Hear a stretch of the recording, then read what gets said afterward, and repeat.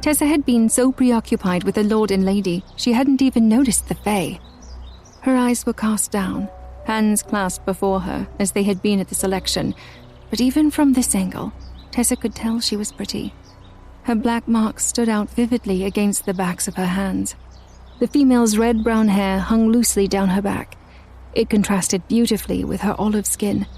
She wore a fitted navy blue dress as low-cut as Cressida's that offered the perfect view of the mark over her heart, and Tessa knew if the female lifted her hair, a mark would adorn the back of her neck as well.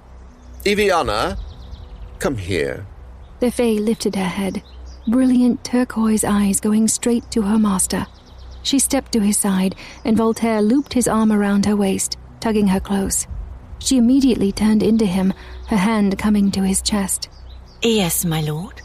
Meet Theon's source, Tessalin. Iviana met Tessa's gaze, and a flash of pity crossed her eyes before it morphed into indifference. It's a pleasure. She turned her attention right back to Voltaire. The Lord's hand slid from her hip to her ass, where it remained while he continued to speak to Theon. I bet you could still loan her out as a dam if you wanted. Make a little extra coin on the side. Tessa's head whipped to Theon. What did that even mean? Loan her out? Theon tugged her back to his side, practically crushing her against his ribcage. She bit down on a cry of pain. That will never be an option. Ever. Oh, I'm not surprised. Arya's blood has always made us very possessive of our belongings. But it was merely a suggestion. She almost certainly would have ended up one with her features, especially if she's even remotely powerful. After she had spent enough time in entertainment, of course. I guess we will never find out. She will, however, be expected to contribute to the Arya's kingdom as every other member of this household does. As my source, I am sure her contribution will be sufficient.